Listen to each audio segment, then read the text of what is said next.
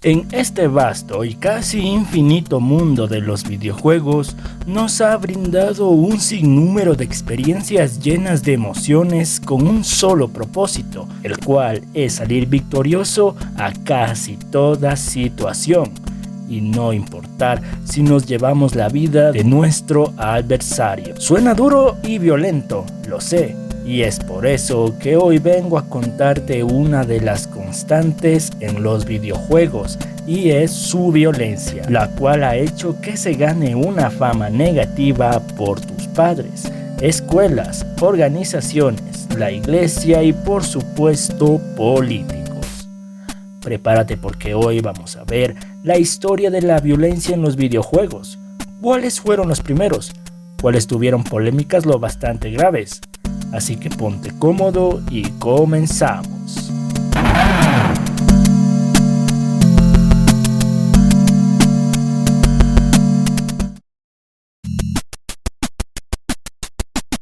Como tal, los primeros videojuegos en la historia no tenían contemplado ni siquiera pensado contener violencia. Estos eran con temática competitiva, sea contra la máquina o una persona.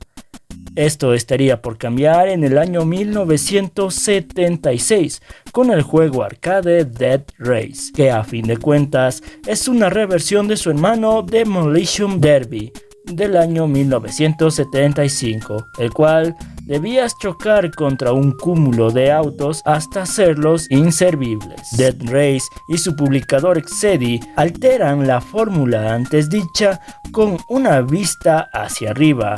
Esta arcade se lo podía jugar para 1 o 2 usuarios, donde atropellábamos a los peatones, que según Exidy son gremlins, entre muchas comillas, porque ya me dirán ustedes si esto les recuerda a un gremlin, los cuales al ser atropellados dejaban una cruz que servía como obstáculo para ganar con el mejor puntaje y límite de tiempo. ¿Y cómo le fue al ojo público? Se sabe que la mala fama de las organizaciones, hasta la misma Asociación de la Prensa de los Estados Unidos, ayudaron en la popularidad de Death Race, que a sus palabras decían que facilitaban la violencia en un medio dirigido para los más jóvenes. Es algo que Exidy confirmó, entre otras cosas, que la gente daba por hecho que Death Race era un juego oficial de la película Death Race 2000, filme del año 1975, aunque Exidy negó que fuera así, ya que el nombre va más acorde con el arte promocional del juego y su marquesina, que retrataba a 2 parcas al volante. Y como pudiste ver, este sería el primer videojuego de la historia en contar con su propia controversia relacionado con la violencia, pese a lo simple que se veía.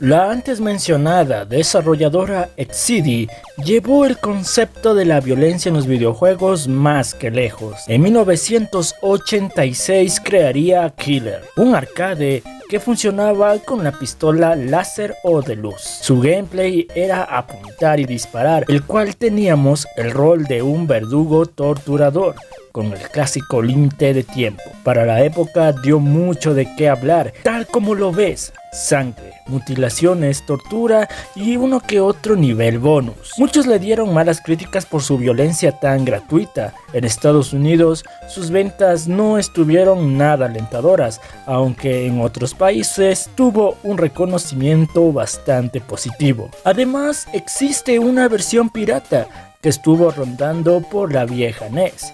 Igualmente usaba la pistola de luz o la NES Sniper. Jugablemente es similar y en gráficos es bastante fiel, pese a la diferencia del hardware. En resumen, contiene todo lo del arcade en 8 bits. Como pudiste ver, los videojuegos desde sus comienzos han tenido una que otra polémica suelta, no tan recordada, o también casos por completo alejados a la violencia y centrados en temas sexuales. Pero la sangre volvería a estar en boca de todos en un par de años y marcaría un punto y aparte en la historia del videojuego.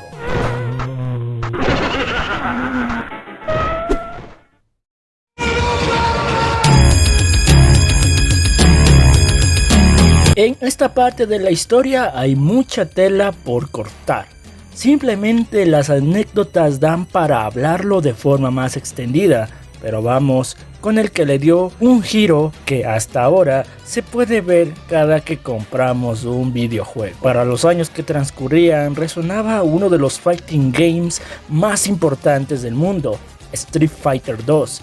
Con una fórmula competitiva sin igual y sus personajes con una estética animada, llamaron la atención de jugadores como de desarrolladoras, con clones atinados y otros no tanto.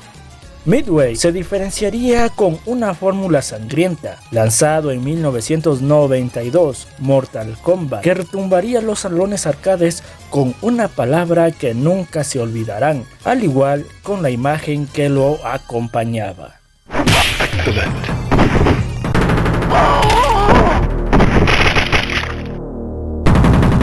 Sub-Zero wins. Fatality.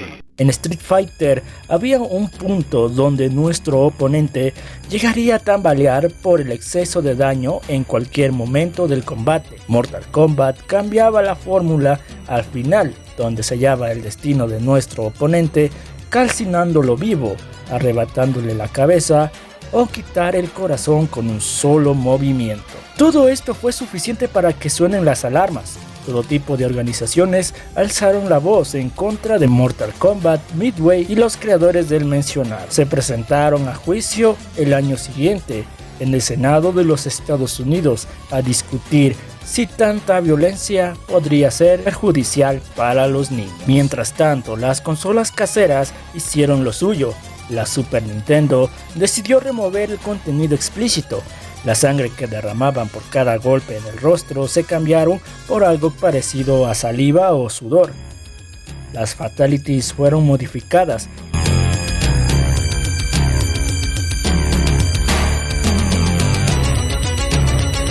Y solo se conservaron las cuales calcinaban al enemigo o algo parecido al movimiento final de Raiden, el que explotaba la cabeza del oponente, y por supuesto los cuerpos atravesados en el escenario del foso. Sega Mega Drive también censuró el juego, pero dejó algo de libre albedrío al jugador, con el famoso código de sangre que activaba el contenido sangriento, lo cual haría que esta versión fuera la favorita en las consolas.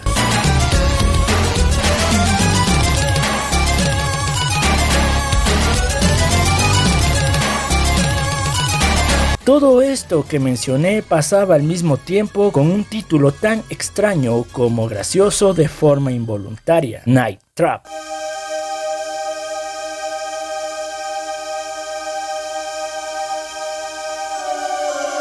Este fue criticado por su relativa violencia y momentos un tanto sugerentes, pero no pasaba de ser una producción multimedia tipo serie B, ya que este era de esos juegos FMV o una película interactiva. El relativo realismo de Mortal Kombat y el ligero contenido sugerente de Night Trap llevaron a la Interactive Digital Software Association a crear la ESRB, Entertainment Software Rating Board, quienes califican a los videojuegos dependiendo de su violencia física, lenguaje y ciertos productos. Se dice que ayuda a los padres a tener una visión o entendimiento más amplio al momento de comprar un videojuego, los cuales se clasifican por edades.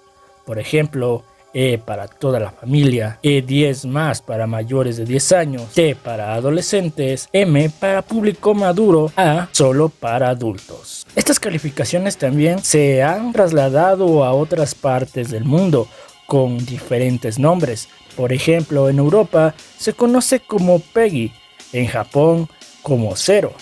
Como puedes ver, así fue de complejo y mediático el lanzamiento de Mortal Kombat y otros acontecimientos y su impacto en los 90s, aunque esto solo fue el comienzo. Powerfully unique. The world's most advanced interactive fighting experience.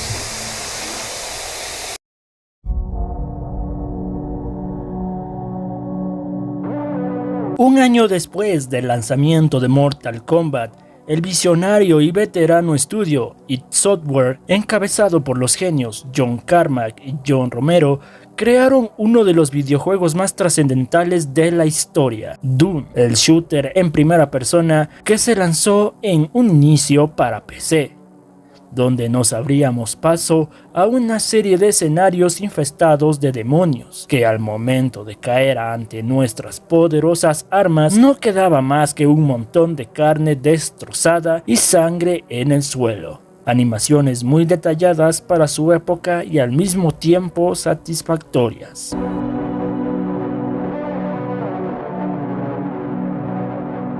Pues pasó lo mismo de siempre. Exceso de violencia gratuita, sobre todo que al juego se lo llegó a catalogar como satánico por su simbología y su cosmovisión, como los escenarios eran adornados de formas tales que a cualquiera lo pondría un tanto estupefacto, y más para un jugador de esa época, aunque las cosas más criticadas en sus primeros días fue en su primera versión, específicamente en el episodio 1 mapa 4. En un pasadizo secreto podíamos ver la famosa cruz de hierro del Partido Nacional Socialista Obrero Alemán de los años 40.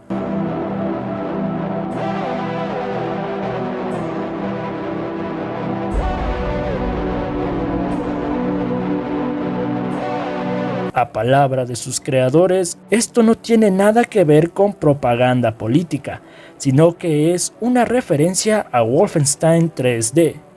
De hecho, la secuela de Doom tendría niveles secretos a modo de homenaje del mencionado, y Commander King, ambos juegos de id Software. Lamentablemente y de forma muy injusta, Doom sufrió un desprestigio a su imagen debido a los acontecimientos ocurridos en el año 1999 en la escuela secundaria Columbine. No se dio un amplio estudio al caso y sus perpetuadores, Eric Harris y Dylan Klebold, o cómo estaba su psique, quizás la problemática de lo fácil que es conseguir un arma en los Estados Unidos, o hasta incluso problemas de abuso. Organizaciones y medios de comunicación fijaron sus miradas a Doom, rondaron notas como al momento del tiroteo, estos llevaban en su ropa el logo del juego y querían imitarlo.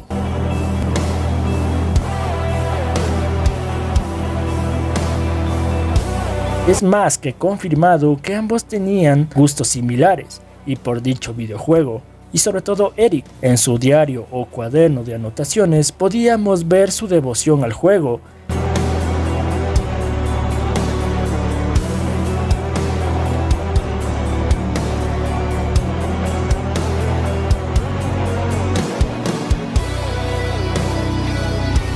En los días donde los niveles WAD, niveles creados por fans, eran el día a día en la comunidad de Doom, llegó a crear niveles para un jugador y multijugador, o más conocidos como Deathmatch. Estos niveles están subidos al internet, incluso se los puede jugar, a excepción de uno, el denominado archivo Real Doom. Se especula que fue un mapa que recreaba al milímetro la secundaria Columbine, en el cual Harris y Dylan ensayaban su denominado día del juicio final. Pero repito que esto queda más como una leyenda urbana y por las pocas pruebas que hay para refutarlo. De no haber ignorado los claros problemas y comportamientos de Harris y Klebold, esta tragedia pudo evitarse, y quién sabe si Harris hubiese creado niveles de forma oficial, ya que tenía talento para ello. El Doom clásico a día de hoy se mantiene vivo gracias a los niveles hechos por fans de forma oficial, como los niveles maestros para Doom 2 o Legacy of Rust del año 2024. Lamentablemente es algo que nunca sabremos.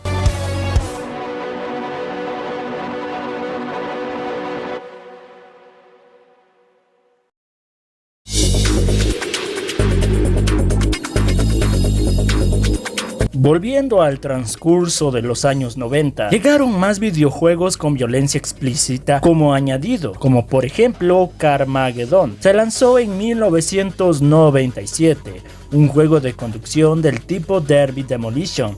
Debíamos destruir a todos los autos de nuestros enemigos por medio de una colisión o choque. En el mapa de amplias proporciones y como añadido peatones y animales que rondaban el lugar a los cuales podíamos atropellar y ganar puntos extra. Se decía que su nivel de controversia era tal que hasta el mismo Papa quería prohibir el juego, algo que los mismos medios especializados gritaron a los cuatro vientos. Pero esto no es más que una mentira. Todo fue un clásico teléfono descompuesto. De quien en realidad se referían era a un miembro del Parlamento británico de nombre Greg Pope. Greg Pope. Como es habitual, recibió censura para poder comercializarlo sin tanto problema en la mayor parte de las regiones. Los peatones fueron reemplazados por zombies con sangre verde, o el más curioso, que fue en Alemania. Reemplazaron a los peatones y animales por robots.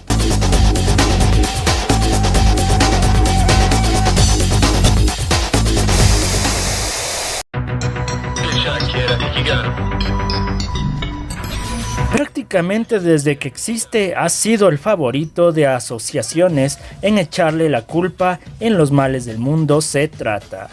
Esta amada y legendaria saga apareció en 1997, dando una experiencia de gran libertad a pie o en vehículo, con vista cenital.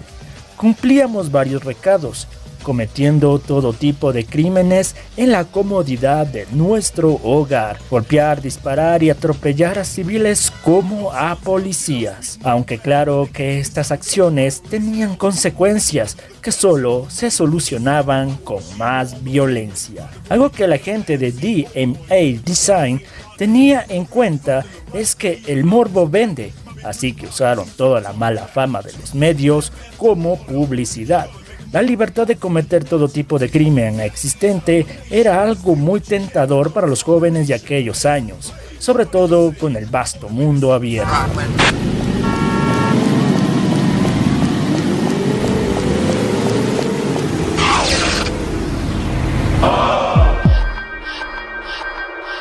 Sorprendentemente hubo un título de lucha muy sangriento a nivel de un Mortal Kombat, con borbotones de sangre y separación de extremidades, que no tuvo la atención que necesitaba. Wu-Tang Shaolin Style, un videojuego de lucha desarrollado por Paradox Interactive y publicado por Activision. Lanzado en 1999, ponía a la agrupación de rap Wu-Tang Clan en situaciones extremadamente violentas, con combates de hasta 4 luchadores, donde podíamos sentenciar sus vidas por medio de un movimiento final.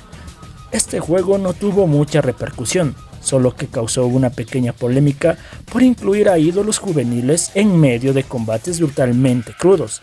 Los medios sospechaban que los más jóvenes podrían imitar estas acciones en la vida real, viniendo de personajes que siguen y admiran. Lo único que en verdad causó controversia relacionado con Wu-Tang Shaolin Style fue su idea inicial, Tree Kill, ese cancelado videojuego desarrollado por el antes mencionado Paradox y publicado por esta vez Virgin Interactive, que ponía a relucir su pintoresco roster de personajes, desde un pirómano, una contorsionista, hermanos siameses, un enano, cual demente, y sigue así. Cada cual sus movimientos y movimientos finales salían a relucir su enferma naturaleza, sin olvidar los finales de cada personaje, que eran impactantes y dejaban todo a la imaginación. Como tal, no llegó a tener una persecución, pese a lo infame que era, porque fue cancelado cuando Electronic Arts compró el estudio Virgin Interactive. A ojos de sus nuevos dueños, vieron que este juego solo podía traer problemas, hasta incluso ser calificado por la SRB como solo para adultos, por su alto contenido violento, sexual y otros menesteres. Y como sabemos, si solo se vende para adultos, no estaría en tiendas convencionales, sino en el típico cuarto oscuro con puerta roja.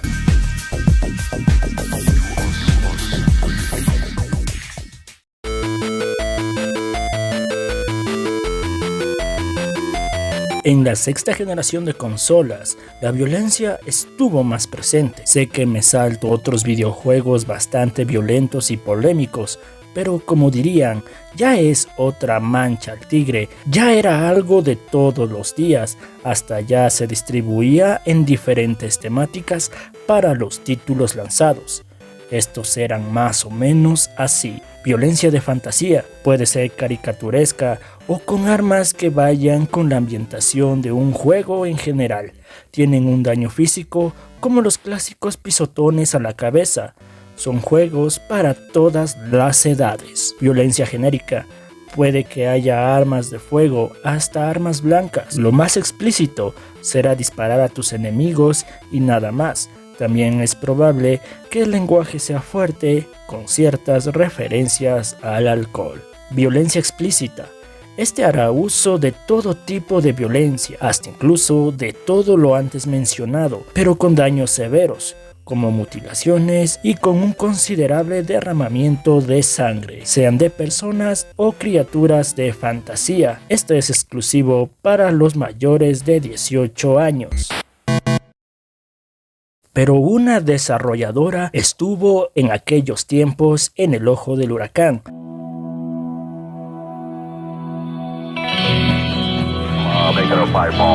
Se había convertido en tendencia, y desde luego estoy hablando de Rockstar Games. En los primeros años de los 2000 y más con los juegos Grand Theft Auto 3 y Vice City, su creciente popularidad le valió algunos enemigos y quejas. Con GTA 3 se había cuestionado el hecho de poder robar autos, causar caos en la ciudad, insinuaciones a productos ilícitos y las quejas más habladas de aquellos años: contratar y robar el dinero de un desde luego era opcional.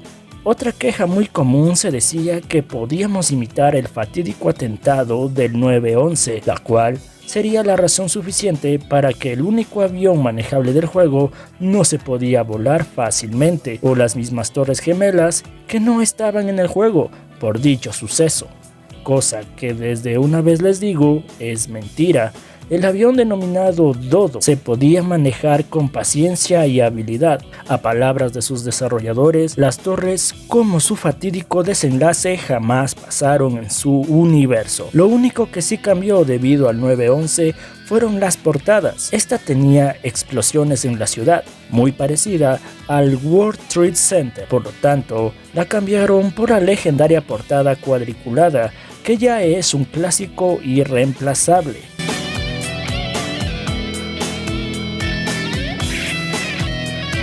Sin embargo, hay algo que casi nunca se menciona, y es que este sería el único GTA con violencia gráfica. Usando armas de alto calibre podíamos desmembrar a los peatones o hacerlos pedazos con la bazooka, cosa que en posteriores lanzamientos fueron quitando. Con GTA Vice City y San Andreas pasó un poco más de lo mismo relacionado, pero sí pasaron cosas relacionadas con el contenido y supuestos casos raciales y culturales.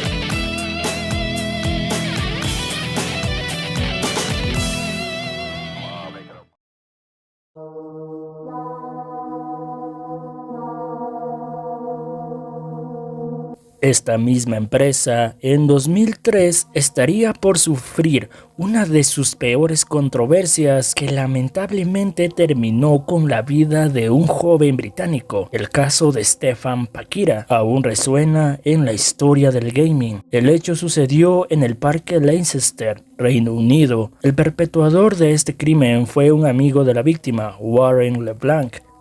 Usaría un cuchillo y un martillo para su letal acto.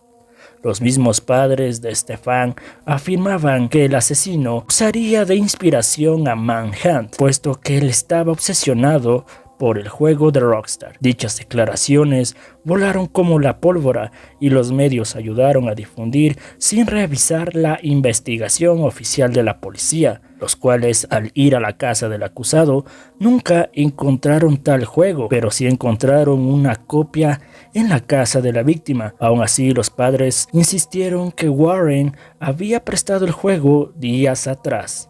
Al final de cuentas, la investigación confirmó que fue un intento de robo.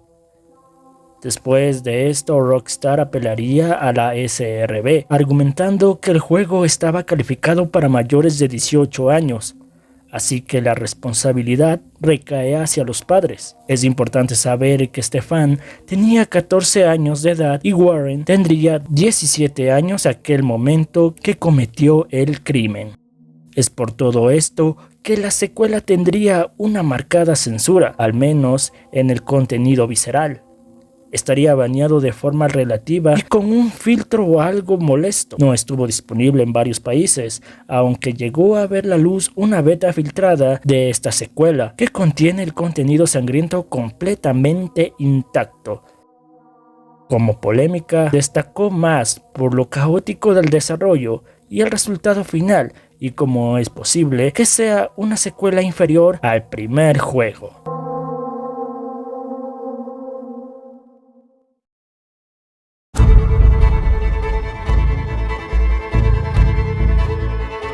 La séptima generación de consolas nos trajo un cambio muy significativo a nivel gráfico. Personajes como paisajes eran para el momento una epítome. Aquellos días la violencia de todo tipo era algo muy normal en los videojuegos. Ya no importaba cuánta sangre podías derramar, más importaba la acción y el contexto. En 2009, la desarrolladora Infinity Ward y su publicador Activision lanzarían Call of Duty Modern Warfare 2, el sexto título de la franquicia, cual contó con uno de los niveles más controversiales de la historia, y no solo del gaming. Nada de ruso. Nos abríamos paso por un aeropuerto de Moscú, Rusia. Esta comienza con 5 sujetos fuertemente armados, contando al jugador, cuales al salir del ascensor dispararemos a todo lo que se mueva.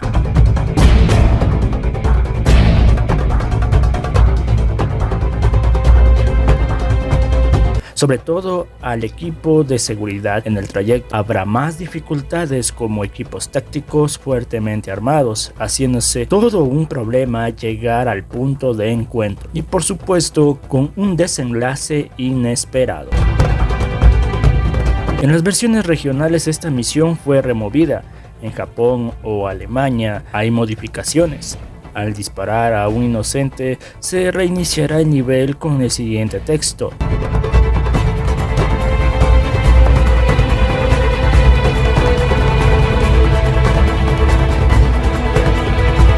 En la vida real, por supuesto que tuvo represalias hacia los desarrolladores y la empresa que lo publicó. Lo tacharon de fomentar el terrorismo o los asesinatos en masa. Los desarrolladores querían demostrar más que nada dar un impacto psicológico que ser lo más viscerales posible. Estos estaban al tanto del problema, que agregaron la opción de saltarla o dar un aviso de contenido sensible. Hasta incluso disparar a los civiles era opcional para el jugador. Pese a que dividió las opiniones de los desarrolladores y el temor del que dirán, esta misión se convirtió en un clásico instantáneo y lo que más resuena cuando mencionamos a Call of Duty.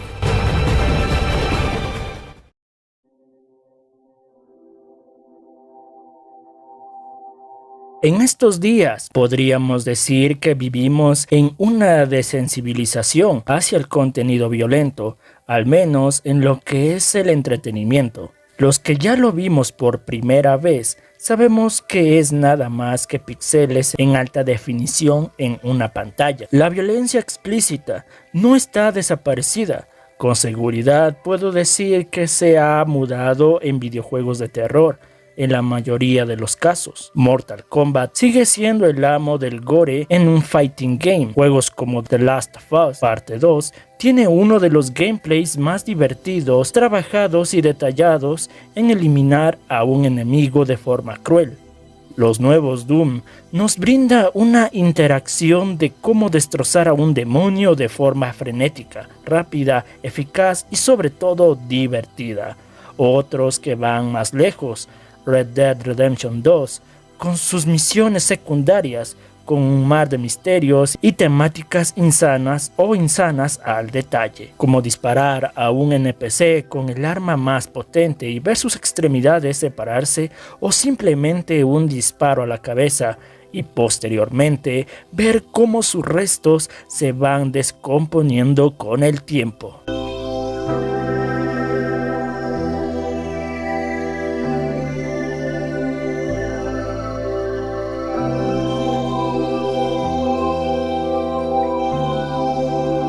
En resumen, la violencia se usa, pero no es lo más importante, sino que es un añadido, con resultados increíbles, como los que acabo de mencionar, o simplemente humo que solo sirven para las burlas. Hay casos como la saga God of War. En sus primeras entregas era un bárbaro guerrero que aniquilaba a todo lo que se le ponga enfrente, sea una criatura de todo tamaño o a un inocente que tuvo la mala suerte de encontrárselo. Actualmente pasó a ser un guerrero que apela más a la razón, hasta incluso a tener piedad, que aniquila únicamente criaturas o monstruos de forma práctica y rápida, refiriéndome a que no hay tanta sangre, y matará a quien deba por un bien común. ¿Por qué? ¿Por qué te importa esto? Podrías haberte alejado. El ciclo termina aquí. Tenemos que ser mejores. Menciono esto para demostrar que hasta la fórmula más sangrienta y visceral en una franquicia también puede revertirse.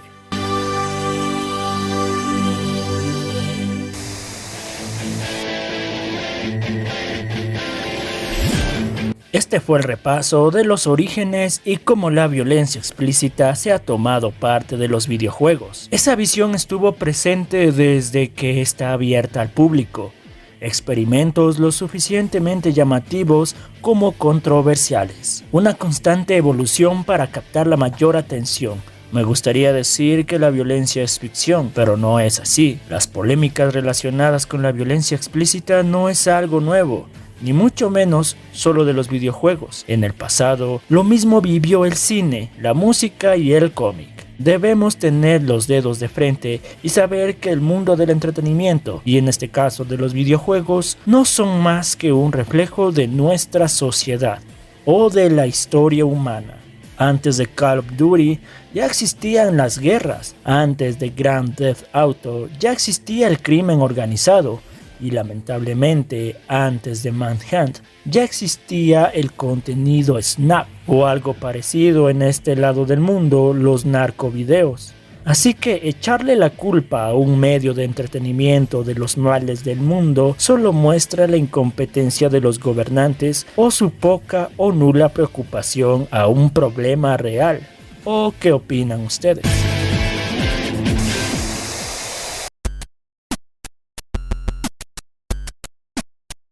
Gracias por llegar al final del video. Dime qué te pareció. ¿Cuáles de estos juegos crees que tuvo más repercusión en la historia del gaming? ¿Será que ya se ha visto de todo en este terreno o pueden sorprendernos aún más? Déjamelo saber en la caja de comentarios. Mientras tanto los leo. Hasta aquí lo dejo.